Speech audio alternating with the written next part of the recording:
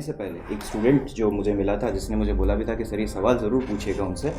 तो जो मेरा सवाल था पहले उसी के साथ मैं इसे ऐड करता हूँ कि मान लीजिए कि उसका एक ब्रेकअप हुआ है किसी से। देखिए बहुत छोटी एज में वैसे भी यंगस्टर्स को इतने सीरियस रिलेशनशिप में आना भी नहीं चाहिए, कोई मतलब नहीं है इन सब चीज़ों का, जब करियर पे ध्यान देने का वक्त आता है। लेकिन आप उन्हें ये सब चीज़ें नहीं समझा सकते, आपका मन भी चंचल था जब आप यंग थे, बिल्कुल इसी तरीके से। तो ऑब्वियस सी बात है ये होगा। अब अगर ऐसा हो गया है, ब्रेकअप हुआ है, वो उस ब्रेकअप की वजह से वो बहुत ज़्यादा डिप्रेस्ड हो गया है, उसके हो सकता है कि वो लड़का कहता था कि ये फीमेल ही मेरी ज़िंदगी है, मैं तो इसी के साथ ही ज़िंदगी बिताना चाहता था, अब ये चली गई तो मेरी लाइफ तो लगभग ख़त्म हो चुकी है। वो लड़का अगर आपके पास आज आया है, समझ लीजिए, तो आप उसको एस्ट्रोलॉजी की हेल्प से आप उसको क्या रेमेडी बता सकते हैं, ज़रा बताइए इसके बारे। देखिए, सबसे पहली बात तो कि यदि किसी को भी 17-18 वर्ष में किसी के प्रति आकर्षण हुआ है अपोजिट सेक्स के प्रति, तो ये चीज़ सबसे पहली बात ये बहुत नेचुरल है, इसमें कुछ भी ऐसा नहीं है, इसमें ज्ञान काम नहीं करेगा। आप याद रखिएगा कि मुझे समझ है कि ये सही नहीं है, माता पिता को पता है, सबको पता है कि ये सही नहीं है, क्योंकि इस समय आप जो डिसीज़न लेंगे ये बहुत ही वैसा डिसीज़न होगा जिसको हम अपरिपक्व कहेंगे, अभी मैच्योरिटी नहीं है। इसीलिए आप अपने जीवन साथी का सीधा सीधा मतलब है ना कि हम पूरा जीवन जिसका साथ लेके चलने का वादा करते हैं या हम मन में आकांक्षा रखते हैं, लेकिन जीवन अभी बहुत पड़ा है और हम इस जगह पे जहाँ पे बात कर रहे हैं कि 17-18 साल से 20 साल के बीच में हमारे बीच में कोई अफेक्शन होता है, आकर्षण होता है, तो सबसे पहले तो मैं यूथ को ये कहना चाहूँगी कि यदि आप ऐसी फेज़ में हैं तो इसको बिल्कुल प्राकृतिक तरीके से लें, इसको नेचुरल लें, इसको ना तो बहुत हाइपोथेटिकल लीजिए, इस तरह भी नहीं, कोई मजनू बन जाने वाली बात भी नहीं है और कोई ऐसा भी नहीं है। जैसे हमें ये मान लीजिए कि हमें कॉलेज में हमारा 2 साल 3 साल का कोर्स पूरा करना है, उस तरह से आप इसको ले सकते हैं कि एक नेचुरल प्रोसेस है। क्योंकि देखिए, एक समय है जीवन में, यदि उस समय आपने उस इमोशंस को जो नेचुरली आपके अंदर एक प्रोसेसिंग हो रही है,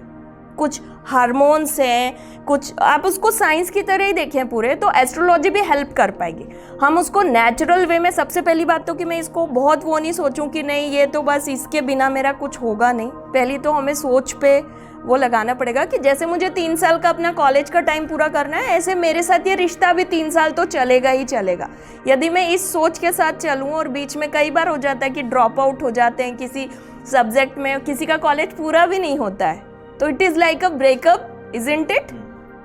कि भाई नहीं हो पाया, कोई बात नहीं। लेकिन हाँ, यहाँ पे जो हमारी ओवर एग्जरेशन है इमोशंस की, ये हमें दुखी करती है। यदि मैंने किसी भी चीज़ को, मान लीजिए साल भर में एक बार नॉर्मल सर्दी जुकाम होना और बुखार आना, हम ऐसा मानते हैं ना सिर कि ठीक है, सामान्य है। कोविड के पहले तक तो ऐसे ही माना जाता था, अभी सिचुएशन थोड़ी अलग है। लेकिन यदि मैंने ये मान लिया कि ये नेचुरल है, तो सबसे पहले तो मेरे सबकॉन्शियस माइंड ने इसके पॉजिटिव और नेगेटिव दोनों इफेक्ट को स्वीकार कर लिया है। यदि ये प्राकृतिक है तो ठीक है। मैंने यदि ये सोच लिया कि इसके बिना जीवन संभव नहीं है, तो मैं एक्सट्रीम पे पहुंच गई हूँ, ठीक है। अब उस एक्सट्रीम पे पहुंचने के बाद वापस आना निश्चित मुश्किल होगा, लेकिन हमें एक्सट्रीम पे जाने के पहले यदि इस चीज़ पे पूरा फोकस हो जाए कि भाई ठीक है, सामान्य है, जैसे हम साथ में पढ़ते हैं, साथ में खेलते हैं, साथ में बात करते हैं, हम इमोशनल एक्सचेंज करते हैं, इस चीज़ को जितना हम सामान्य तरीके से लेंगे, हमारे लिए चीज़ों को डील करना बहुत ही, ये लड़कों के लिए भी लड़कियों के लिए भी है, सभी के लिए, इसमें मेल फीमेल का कोई स्पेसिफिकेशन नहीं है, पहली बात। दूसरा, लेकिन ऐसी स्थिति नहीं है, क्योंकि हम उसको नेचुरल नहीं ले रहे हैं, तो एस्ट्रोलॉजिकली हम उसका उपाय क्या करेंगे। इसमें भी सबसे महत्वपूर्ण ये है कि जब मन टूटा है, हम कहेंगे कि भाई किसी ने डिच कर दिया है, धोखा दे दिया है, तो एस्ट्रोलॉजिकली उपाय करने के पहले तो मुझे मेरे मन में उस बात को स्वीकार करना पड़ेगा कि जीवन यहाँ खत्म नहीं होता है।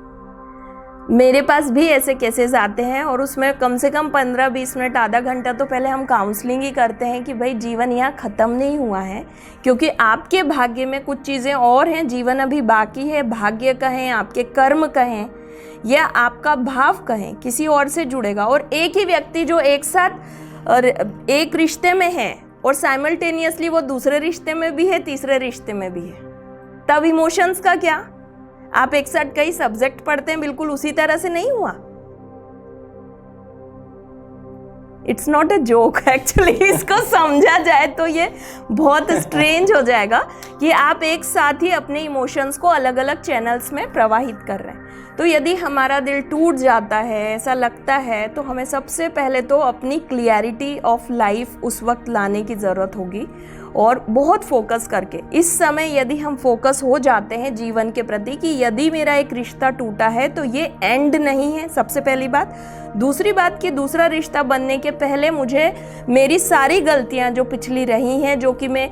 इमोशंस में बहुत एक्सट्रीम में चला गया था या गई थी, वो नहीं जाते हुए अब मुझे बैलेंस रिश्तों पे काम करना चाहिए। हम रिश्तों को भी बैलेंस तब कर सकते हैं जब हम अंदर से बैलेंस हों। यहाँ स्पिरिचुअल पावर्स आपको मदद करती है और ये स्पिरिचुअल पावर्स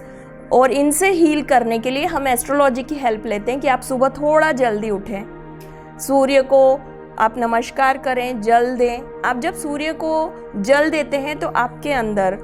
जो पूरा लॉजिक है सूर्य को जल देने का, ये 9-10 बजे का नहीं है जो हमारा भी हम लोग उठते हैं सोकर, वो समय बिल्कुल नहीं है। सूर्य को जल देने से जो हमारे अंदर बदलाव हो सकते हैं फिजिकली, वो मैं यहाँ पे एक्सप्लेन करती हूँ ताकि इस बात से समझ में आए कि हम इमोशनली ऑरा को भी ठीक कर सकते हैं सिर्फ एक रेमेडी से, यदि मैं सूर्य को जल देना शुरू करूँ। और किस तरह से देना है कि आप सुबह जल्दी उठें, जो सूर्य उदय का समय है उसके 30 मिनट के भीतर का जो समय है वो समय हमें जल दे देना चाहिए और सूर्य के उस प्रकाश को अपनी बॉडी में अवशोषित करने की शक्ति हमारे अंदर और सूर्य के अंदर भी होती है। उसके बाद तो टैनिंग हो जाएगी लड़के लड़कियों सभी को, तो टैनिंग नहीं लेना है, हमें सूर्य की वो शक्ति लेनी है जिसमें कि आप 15 से 20 मिनट के भीतर यदि वहाँ पहुँच जाते हैं और जल देते हैं। और जल देने की विधि जो है वो इस तरह से होती है कि आपकी आँखों से प्रिज्म की तरह यदि वो जब सूर्य का प्रकाश सामने से पूरे 7 रंगों में आपकी बॉडी में आता है तो आपके पूरी बॉडी का ऑरा जो है वो बैलेंस्ड होता है। ये सबसे पहले हमें इमोशनली हील करने में हेल्प करता है। और दूसरी सबसे अच्छी चीज़, जैसे मैंने पहले बताया कि मन चंद्रमा का कारक माना गया है एस्ट्रोलॉजी में। आप पूर्णिमा का चंद्रमा देखिए,